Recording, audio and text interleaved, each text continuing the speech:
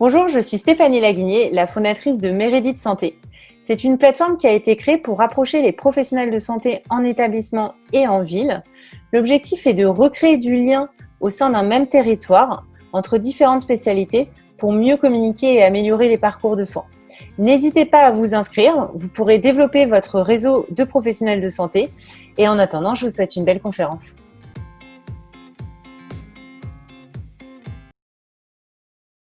En gros, on va reprendre schématiquement les pathologies fréquentes de la main en partant du bout des doigts et en remontant jusqu'au poignet, que ce soit des pathologies traumatiques ou des pathologies infectieuses.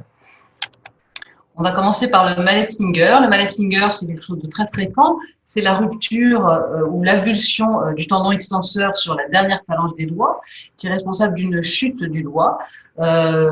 Souvent, le traumatisme initial est archi banal. Souvent, les gens nous expliquent qu'ils ont tout simplement tiré sur leurs chaussettes, mis une main dans la poche, bordé leur lit. Voilà, une gestuelle assez anodine et un doigt qui tombe sans forcément générer une grande douleur. Donc, l'examen clinique est simple. La dernière phalange tombe. On peut la remonter avec un autre doigt, mais elle retombe automatiquement. La radio de profil strict, centré, est indispensable pour rechercher un arrachement osseux associé, en sachant que le traitement reste malgré tout le même, c'est-à-dire un traitement non chirurgical, même si la prise en charge initiale est un petit peu tardive. On voit souvent les gens arriver plusieurs semaines après, soit parce qu'eux-mêmes n'ont pas réellement pris conscience de ce qui leur arrivait, soit parce que le traitement initial n'a pas été effectué correctement. Le traitement initial, ça doit être une immobilisation archi stricte pendant 6 semaines, et puis ensuite nocturne simplement pendant 4 à 6 semaines. Quand on dit une immobilisation stricte, on a différentes possibilités d'attelles. Ce sont soit des attelles collées qui sont faites sur mesure, pour lesquelles il ne faut pas hésiter à expliquer aux patients de recoller régulièrement l'ongle parce que ça a tendance à se décoller toutes les semaines, soit par une attelle de stack qu'on connaît bien, les attelles en plastique, pour lequel il faut faire bien attention à bien maintenir le doigt. Et je vous conseille sur l'image, comme sur l'image, un système un petit peu en croix de l'élasto pour éviter que l'attelle recule progressivement. Soit une attelle dorsale type métal mousse qui permet là de bien effectuer une hyperextension de la dernière phalange et qui est souvent préconisée lors des arrachements osseux. Ensuite, expliquer aux patients que ce doigt doit donc ne pas être mouillé parce que sinon on va avoir des lésions cutanées en dessous des attelles. Et si réellement ils ont besoin de changer leur attelle, ce qui est globalement le cas pour tout le monde, il faut poser son doigt sur une table et que quelqu'un d'autre change l'attelle. Donc il faut être deux. Voilà. En principe, la rééducation n'est pas nécessaire, sauf en cas de raideur après 3 mois. Et sur l'image de droite, vous voyez ce petit système qui permet de repousser par ce petit système rond et maintenu par des scratchs. Et c'est un excellent travail pour redonner de l'extension plus forte du tendon. En cas d'échec, ça peut arriver, c'est rare. Le doigt restant longtemps très inflammatoire, il faut attendre 6 mois, histoire que le doigt est bien dégonflé et pour pouvoir raccourcir ce cas d'allongement, souvent associé à un brochage qui va être temporaire. On va passer aux entorses de l'interphalangienne proximale. C'est une pathologie très fréquente, avec un doigt qui est gros, douloureux, souvent un petit peu chaud.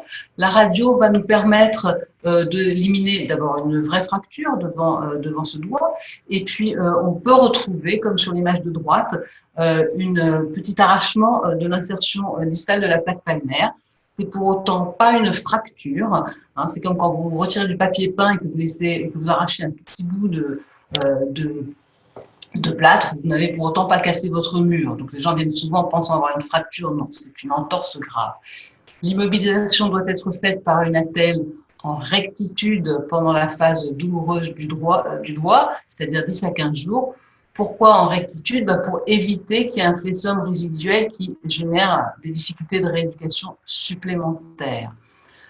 Je vous rappelle que si vous faites des syndactylies, ce qui est aussi possible, il est préférable de mettre le 2e et le 3e doigt ensemble ou le 4e et le 5e doigt ensemble, ce qui est plus judicieux vis-à-vis de l'enroulement et de l'utilisation de vos doigts. Il faut prévenir les patients dans ces entorses graves. L'œdème et la raideur restent longtemps, pendant 2 à 4 mois, ce qui justifie donc régulièrement d'effectuer de la rééducation d'une part, et souvent le port d'orthèses dynamiques qui pourront récupérer l'extension si elle est nécessaire et l'enroulement si c'est utile. Un petit sujet spécifique pour ce qu'on appelle les entorses du LLI du pouce, entorses fréquentes pour lesquelles il faut impérativement effectuer une première radio à la recherche d'un arrachement osseux.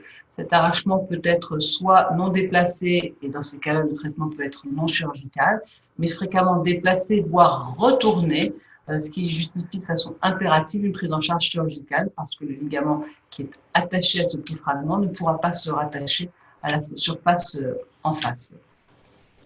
Ensuite, si la radio est rassurante, on peut alors faire un testing à la fois en extension et en flexion du doigt et surtout de façon bilatérale parce que vous avez des patients qui ont une certaine laxité naturelle, donc il faut que ce soit un truc très comparatif. En cas de moindre doute, il faut faire une échographie ou idéalement un IRM à la recherche de ce qu'on appelle l'effet Stener.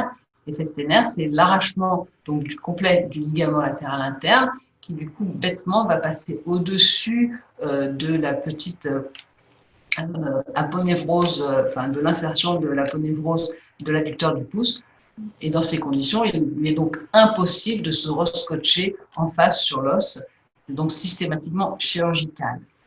En tout état de cause, que ce soit chirurgical ou non chirurgical, l'immobilisation doit durer environ 4 à 5 semaines, idéalement avec des orthèses sur mesure. Les orthèses de pharmacie ont des scratchs et n'empêchent absolument pas souvent le rapprochement du pouce vers l'index, qui ne permet pas au ligament de guérir. Retenir que les entorses du ligament latéral externe existent, elles sont moins fréquentes, elles sont aussi souvent moins chirurgicales, la stabilité étant souvent meilleure. On va passer aux luxations de doigts. Alors, les luxations de doigts arrivent souvent sur un terrain de sport ou lors d'une chute. Souvent, spontanément, la personne va essayer de remettre son doigt à sa place. Si en revanche, ça devient difficile, il y a probablement une incarcération articulaire, il ne faut pas insister. La radio est indispensable, éventuellement, surtout avant, mais bien entendu aussi après. D'abord à la recherche d'une fracture associée, qui est souvent un signe d'instabilité. Dans le cas contraire, soit vous pouvez le réduire vous-même, mais si c'est difficile, ce sera une réduction qui aura lieu au bloc opératoire ou en tout cas avec une anesthésie locale. L'immobilisation doit être courte car la rééducation doit être précoce. Le risque pour le patient, c'est la raideur. Ce n'est absolument pas la récidive de la luxation. Il faut leur expliquer ça et très régulièrement les mettre en rééducation à partir de G8, G10. Et puis retenir quand même que ce qu'on appelle une luxation ouverte, c'est-à-dire un espèce d'éclatement palmaire de la peau lors de la luxation, et où donc l'articulation a été en contact direct avec l'extérieur, doivent impérativement être opérées pour qu'il y ait un lavage articulaire et éviter les risques d'arthrite. On va passer aux fractures de métacarpien, ça on en voit tout le temps. Il faut bien entendu associer un examen clinique à un examen radiologique. L'examen clinique est le seul moyen de pouvoir rechercher ce qu'on appelle un trouble de rotation, c'est-à-dire que lorsque les patients plient les doigts vers l'intérieur, on va rechercher un écart entre deux doigts ou à l'inverse un chevauchement entre deux doigts. Bien entendu, cette étude doit être bilatérale parce qu'on a tous les doigts un peu tordus et pour autant pas de trouble de rotation. Et ça doit être donc couplé à un examen radiologique qui va donc prouver la fracture. Alors, de façon un peu simpliste, mais grosso modo, quand l'angulation est supérieure à 35 degrés, il faut impérativement opérer, car sinon le cal va être d'abord visible, mais surtout le doigt va être trop court, ce qui va entraîner éventuellement une impossibilité d'étendre à fond le doigt à terme. Il faut prévenir, alors techniquement, plein de techniques possibles, à chacun ce qu'il sait faire. On peut mettre des plaques, on peut mettre des broches, on peut mettre des vis, tout ça fonctionne tout à fait bien. L'idée, c'est de pouvoir mobiliser rapidement les doigts. Alors, vous vous souvenir que sur les radios, vous allez continuer à voir un trait de fracture pendant 6 à 8 mois. Les patients arrivent régulièrement à la mine défaite, pensant au bout d'un mois qu'il n'y a eu aucun cal de fait.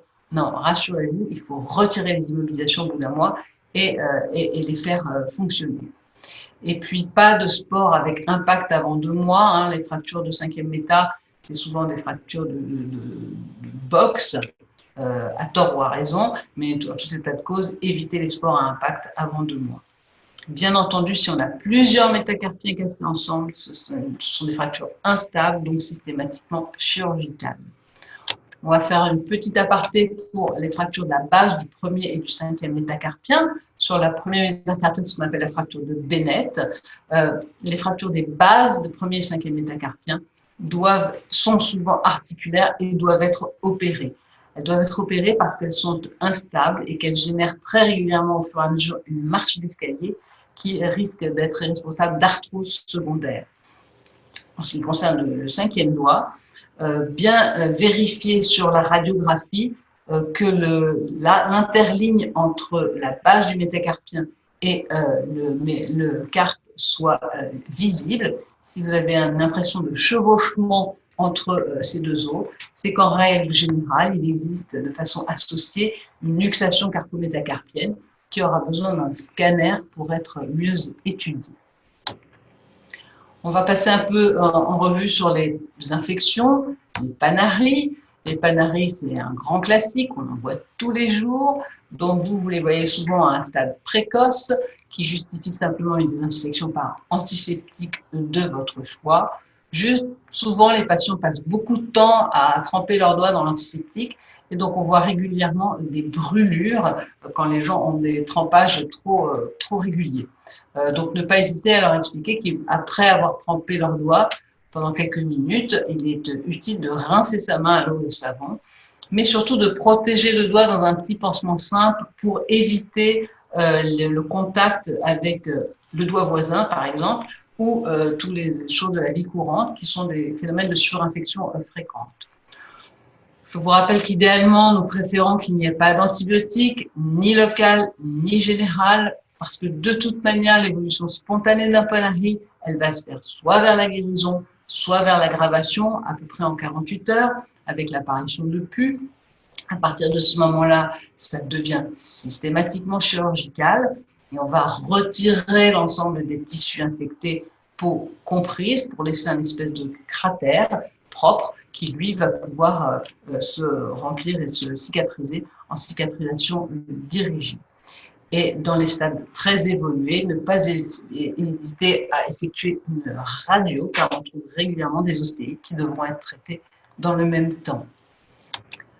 En ce qui concerne les morsures, vous rappelez qu'il ne faut jamais suturer les morsures. Ce sont des infections, des lésions qui se surinfectent très vite et sévèrement.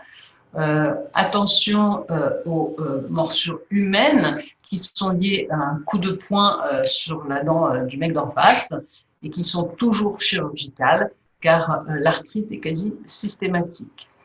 En ce qui concerne les morsures animales, le germe le plus classique, c'est les pasteurelloses qui se développent très vite, en 6 heures généralement, et qui peuvent se surinfecter derrière.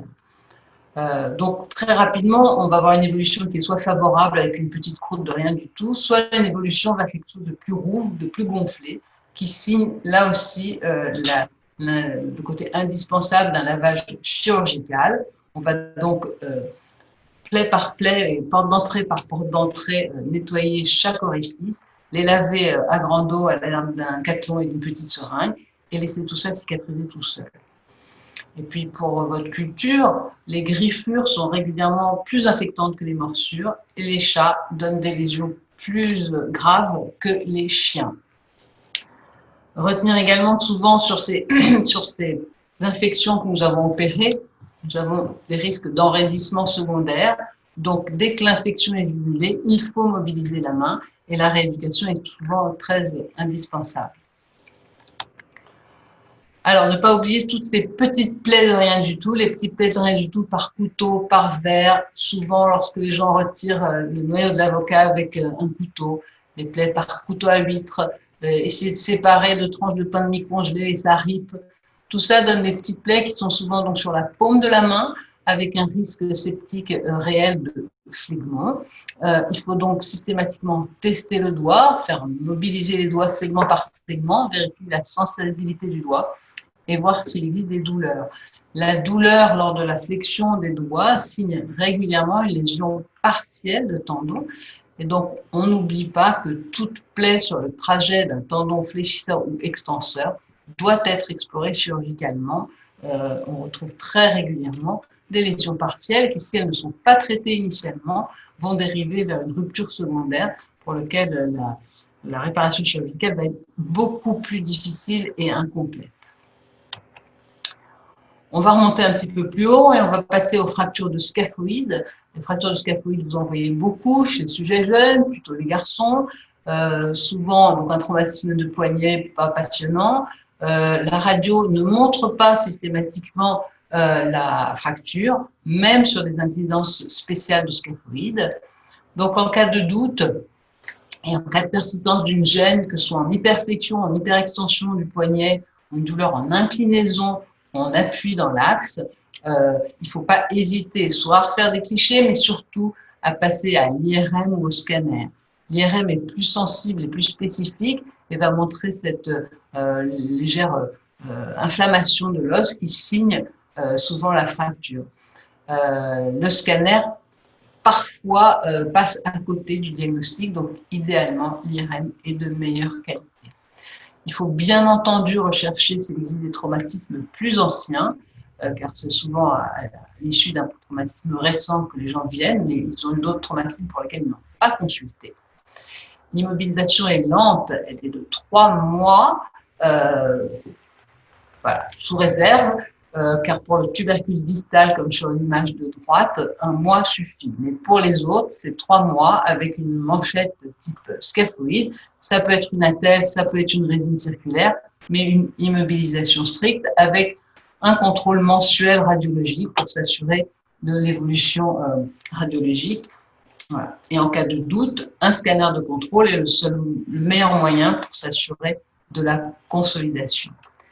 Insister sur la notion de tabagisme. C'est une étude qui a été faite entre fracture de scaphoïde et tabac et qui a prouvé que le tabac diminuait significativement la consolidation des fractures de scaphoïde. Donc, il faut véritablement que les patients soient au courant et qu'ils essayent de diminuer au maximum leur consommation. Alors, dans quel cas on opère? On opère toutes les fractures déplacées et les fractures non déplacées si les gens ont des besoins professionnels ou sportifs de ne pas être immobilisés pendant 3 mois et de reprendre une activité donc plus précoce. On opère toutes les fractures du pôle proximal du scaphoïde parce qu'elles sont mal vascularisées. Et on opère également les gens qui sont incapables de garder un plâtre 3 mois.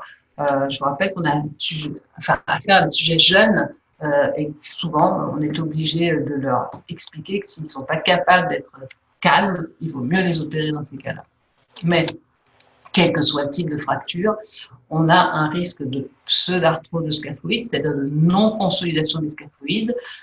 Ça apparaît dans 10% des fractures non déplacées, 40% des fractures déplacées, donc non traitées au bon moment.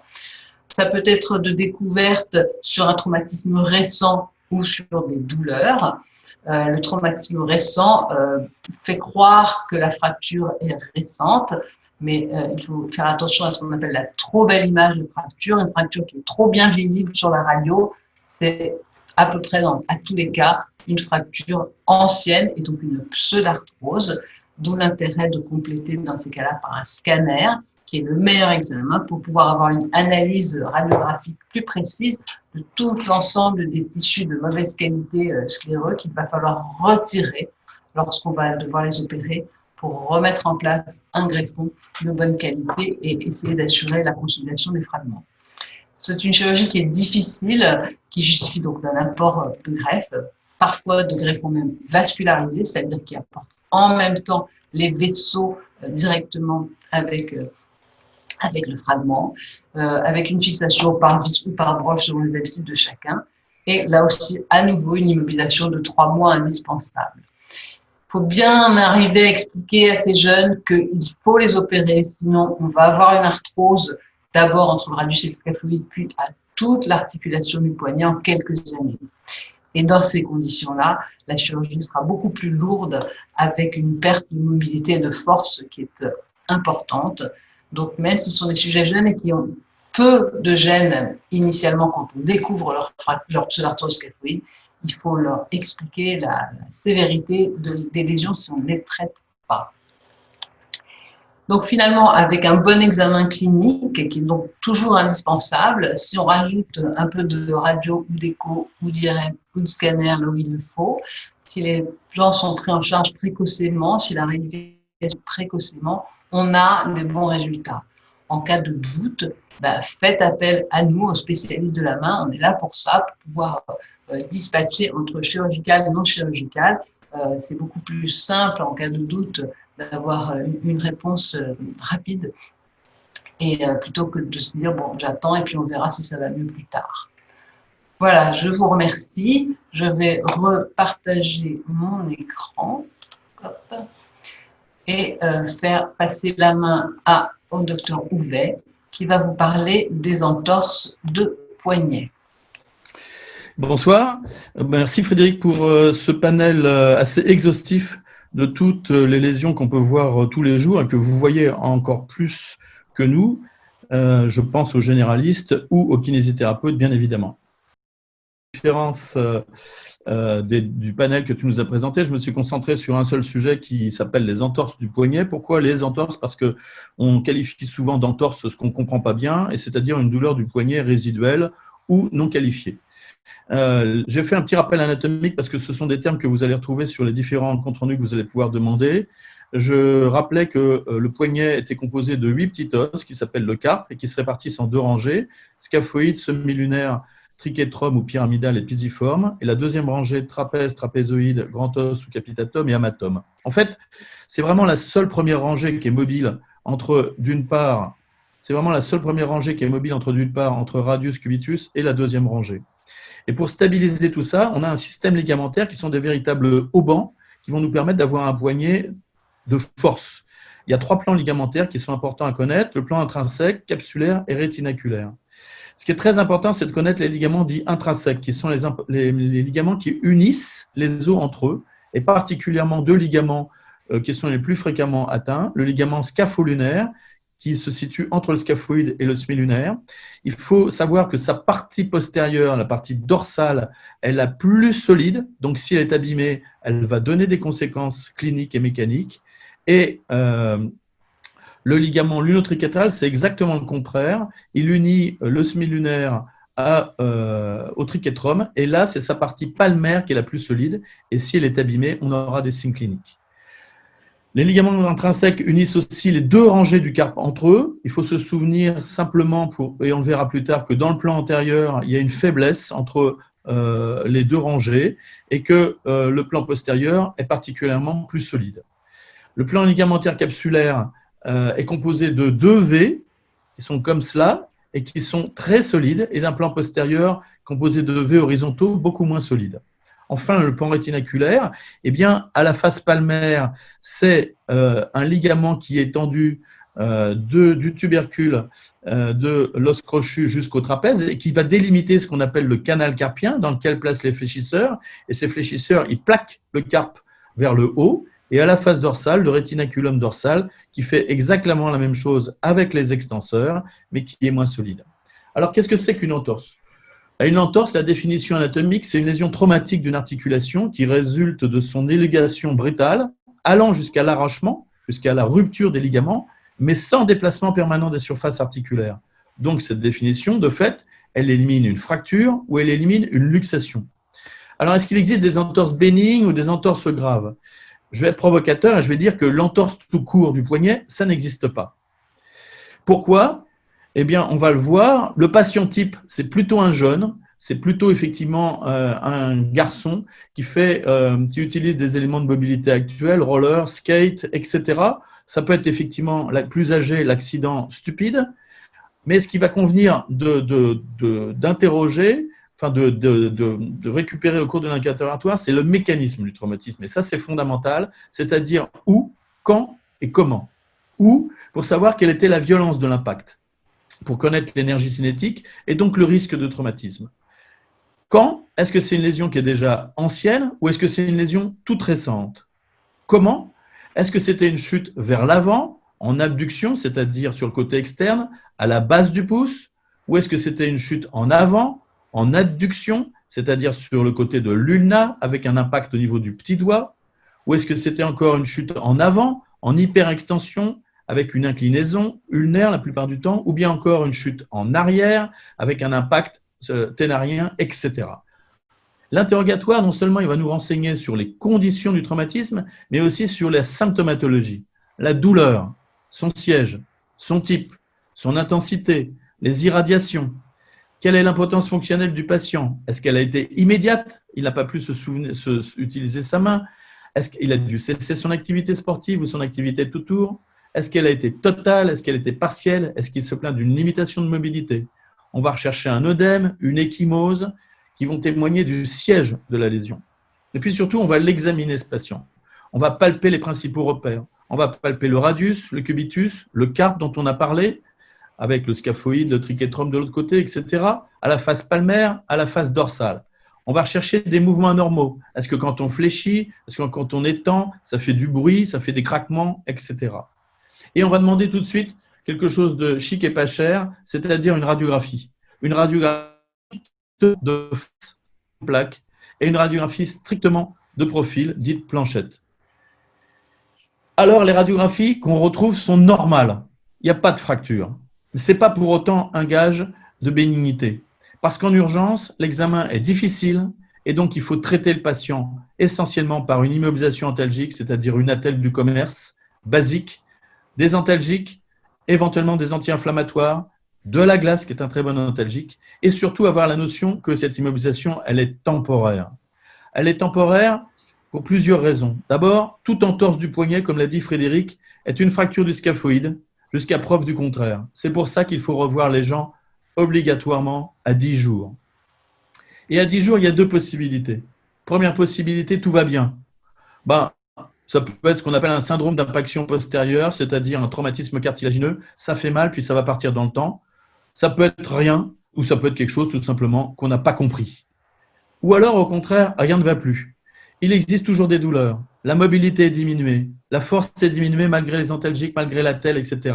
Ça, deux principes. Ça doit faire suspecter une fracture passée inaperçue ou bien une lésion ligamentaire importante. Et alors, on va tout recommencer. On va refaire l'examen. Mais cette fois-ci, sérieusement, bilatéral, symétrique, noter les amplitudes, les mobilités en flexion-extension, en inclinaison ulnaire, en inclinaison radiale, la pronosupination, si on peut noter la force et la comparer par rapport au côté opposé. Et on va refaire les radios, les nouvelles radios de face et de profil, éventuellement une incidence de Schneck à point formé pour essayer d'éliminer une fracture du scaphoïde. Et on va faire des clichés dynamiques en flexion-extension, des clichés dynamiques en inclinaison. En fait, ces radiographies simples, certes, elles sont rarement contributives à un stade précoce, mais elles vont éliminer une fracture. Les clichés dynamiques, eux, sont très intéressants parce que c'est eux qui vont permettre de déceler un diastasis, c'est-à-dire un écart interosseux pathologique, et éliminer une atteinte ligamentaire. Les modifications du carpe, dynamique ou statique, sur les clichés de profil, elles viendront plus tard. Elles peuvent témoigner d'une évolution chronique ancienne, éventuelle, qui a été décompensée par les chutes. Alors, qu'est-ce qu'on va faire comme examen plus sophistiqué? Une échographie, c'est très à la mode, mais ce n'est pas simple. C'est déjà pas simple pour les radiologues. C'est encore moins simple pour les généralistes et encore moins simple pour nous parce que ça prend du temps, parce qu'il faut savoir qu'il y a une courbe d'expérience. L'IRM, pourquoi pas, mais la spécificité dans les lésions ligamentaires est faible et la sensibilité est tout aussi faible. Donc, c'est bien pour l'os, comme l'a dit Frédéric, c'est moyen sur les ligaments. On peut faire éventuellement une arthro-IRM qui donne de meilleurs résultats, mais le golden standard, c'est-à-dire l'examen de référence, c'est vraiment l'arthroscanner. Un arthroscanner, vous entendez arthro, ça veut dire une arthrographie, et vous entendez scanner. C'est la conjonction d'une injection d'un liquide opaque à l'intérieur de l'articulation qui va qualifier la lésion, parce que le liquide va passer par la brèche, comme quand on cherche une fuite sur une chambre à air, et le scanner va faire des coupes millimétriques et jointives. Donc le scanner, il va quantifier la lésion et il va nous dire si c'est une toute petite lésion millimétrique ou si c'est une grosse lésion centimétrique. Et vous voyez ici parfaitement bien la belle image avec un écart entre les deux os et les moignons ligamentaires rompus. Vous voyez cet écart qui est totalement pathologique alors que l'écart normal, c'est ça. Vous le retrouvez ici et vous le retrouvez encore ici. Quelles sont les étiologies des instabilités potentielles intracarpiennes post-traumatiques? C'est essentiellement ça. Ce n'est pas tellement la rupture du plan capsulaire, parce que ça va cicatriser tout seul. C'est la rupture de ces ligaments intrinsèques, le scapholinaire et le nonotriquetral que je vous ai montré tout à l'heure dans le petit rappel anatomique. Et c'est surtout celui-là qui pose un problème, le ligament scapholinaire. Donc, on reprend notre schéma à l'interrogatoire. Effectivement, c'est un traumatisme violent. Je suis tombé sur le poignet en hyperextension de mon vélo, de mon roller, de mon skate, ou bien je suis tombé de mon escabeau. Dans 30% des cas, c'est associé à une fracture du radius ou du scaphoïde voisin. C'est très rarement dégénératif, mais ça peut être une lésion ancienne qui a été décompassée par un traumatisme récent. La clinique, on a une douleur sur l'interligne scapholinaire, c'est-à-dire dans l'axe du pouce, entre le radius et le scaphoïde. On a une mobilité conservée, sauf dans les amplitudes maximales où là, ça fait très mal. Et surtout, on a une force très diminuée. Quand on va le comparer pour une force normale à 30-35 kg chez quelqu'un de basique, on va être à 5-8 kg, donc une vraie différence.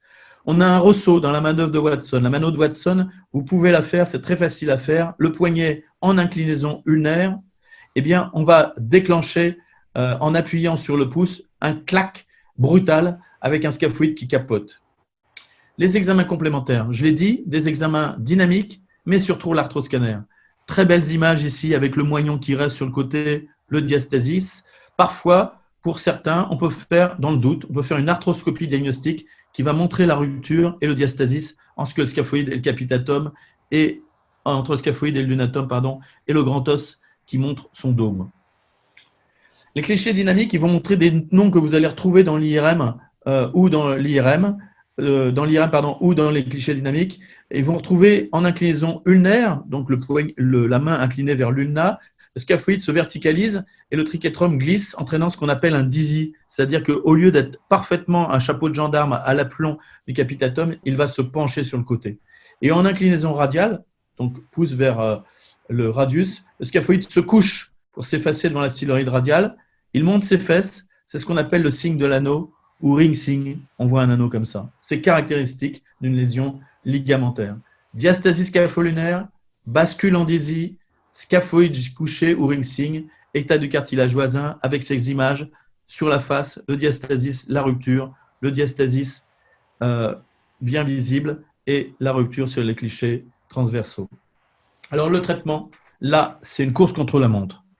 Parce qu'en effet, si la lésion est très récente, moins de 45 jours, sans instabilité majeure, au mieux immobilisé, comme on l'a dit, dès le départ par une attelle, le traitement peut être orthopédique tout simplement pour obtenir la cicatrisation par immobilisation plâtrée 2 mois si on a une lésion punctiforme, 1 ou 2 mm, sans instabilité, sans diastasis majeure, ou alors orthopédique après une arthroscopie, qui a une valeur diagnostique, comme je l'ai dit, mais aussi thérapeutique, avec ce qu'on appelle un shaving, c'est-à-dire qu'on va aviver les berges du ligament scapholinaire rompu, le réduire pour remettre le smilunaire en bonne position et brocher l'ensemble du poignet pour obtenir la cicatrisation. Si la lésion est semi-récente, c'est-à-dire moins de 3 mois, toujours sans instabilité majeure, toujours sans arthrose visible, alors le traitement est chirurgical, il impose une réparation à ciel ouvert, qui peut être en fonction des lésions, en fonction du degré lésionnel, en fonction de la qualité des moignons ligamentaires disponibles, une suture directe, c'est-à-dire qu'on va agrafer le moignon ligamentaire que je vous ai montré par des petites agrafes sur le pôle opposé et brocher l'interligne scapholinaire pour obtenir sa cicatrisation. On peut aussi réaliser une capsuloplastie, c'est-à-dire attacher les capsules pour verticaliser le scaphoïde. Enfin, on peut faire une ligamentoplastie par un tendon de voisinage ou encore faire un transfert os-ligament-os que vous connaissez parce que c'est celui qu'on utilise par exemple pour le genou quand on veut réparer les ligaments croisés. Bien sûr, ça n'a pas la même taille. Et le problème, c'est bien pour ça que c'est une course contre la montre, c'est que si la lésion n'est pas traitée, comme tout à l'heure avec le scaphoïde, on va évoluer très rapidement, en quelques mois, voire en quelques années, vers une instabilité et surtout vers l'arthrose, c'est-à-dire que les os de voisinage vont se détruire. Et on va être obligé de faire une intervention seulement de sauvetage et non pas une intervention de réparation qui ne seront plus réalisables. Et la flèche montre du moins enraidissant au plus enraidissant. Quand on a des mobilités conservées et qu'on a juste mal, on va faire une dénervation du poignet. Quand on a un peu plus, avec une arthrose déjà patente, on va réséquer toute la première rangée des os du carpe, scaphoïde, lunatum triquetrum. Ensuite, on peut retirer le scaphoïde et fixer simplement le lunatum avec le capitatum. Si c'est encore plus grave, dans les stades 2 et 3, eh bien, on va retirer le scaphoïde et attacher les 4 os entre eux. On peut aller jusqu'à une arthrodèse pancarpienne qui là supprime totalement la mobilité du poignet. Tout ça pour une lésion ligamentaire. Je vous parlais de course contre la montre. Vous voyez ici un malade un patient qui a présenté une fracture des deux os de l'avant-bras, scapho-lunaire plutôt normal, opéré correctement avec une plaque sur les deux os. Eh bien, 3 mois plus tard, il a dû être réopéré avec un résultat très moyen pour faire réaliser une capsuloplastie parce qu'on avait un écart scapho-lunaire qui s'est démasqué au fur et à mesure du temps. L'autre entorse interosseuse, c'est la rupture lunotriquétrale, moins fréquente et surtout beaucoup moins grave. À l'interrogatoire, un traumatisme du poignet toujours en extension et un peu sur le versant ulnaire. Je l'ai dit, une lésion moins fréquente, avec souvent des lésions conjointes, comme une déchirure du ligament triangulaire, c'est-à-dire le ligament qui unit le radius au cubitus, un contexte d'ulnalon, c'est-à-dire un cubitus trop long par rapport au radius, et parfois une lésion scapho-lunaire associée. Attention, parce que cette perforation du ligament triangulaire, elle est dégénérative et banale, idem pour le ligament triangulaire, souvent après 50 ans. Une douleur sur le versant ulnaire du poignet, une douleur à la palpation de l'articulation radio-cubitale inférieure ou radio-ulnaire distale, poignet en extension, un test du ballottement, c'est-à-dire que si on appuie ici et si on appuie là, ça va balloter entre les deux parce que ça ne tient plus. Les examens comparatifs, l'arthroscanner, toujours, on peut discuter une arthroscopie diagnostique. Qu'est-ce qu'on va voir? On va voir une rupture de l'arc de Guilula, c'est-à-dire que ça, ce n'est pas exactement en face de ça. Il y a une petite marche d'escalier. Il n'y a pas de diastasis comme dans le scapho-lunaire, il n'y a pas un écart de 7 mm. Il y a parfois une petite rupture, mais rarement. Il y a parfois une bascule du lunatum dans l'autre sens, c'est-à-dire en visi, mais rarement aussi. Il y a surtout cette déchirure. On va regarder le cartilage voisin et les autres ligaments. Et là, on n'est pas du tout dans le même contexte. Pourquoi? Comme je l'ai dit, parce qu'il n'y a pas de risque de déstabilisation du carpe. Donc, pas de stress. Il n'y aura pas d'évolution vers l'arthrose, ou très rare. Et donc, on ne va pas se décider sur la radiographie. On ne va pas opérer parce qu'on a vu une rupture. On ne se focalise pas là-dessus parce que les lésions peuvent être dégénératives. Donc, on n'opère pas une radio, on privilégie le traitement fonctionnel, l'ATEL, l'immobilisation, l'infiltration de corticoïdes, etc. On attend. Cependant, si la douleur perdure, si malgré le traitement dont on vient de parler, les infiltrations, l'ATEL, etc., ça continue, alors on peut être amené à opérer pour réaliser la même chose. Si la lésion est isolée, un chafing arthroscopique et un brochage, ou bien une réparation ligamentaire, ou bien une ligamentoplastie, voire une arthrodèse, c'est-à-dire une fusion entre le lunatum et le pyramidal. Mais c'est assez enraidissant, on est obligé de mettre une petite greffe et il y a un risque de pseudarthrose non négligeable. La plupart du temps, comme je vous l'ai dit, on est dans un contexte spécifique. L'ulna était trop long, il a percuté ici le lunatum et il a pété le ligament lunotriquétral.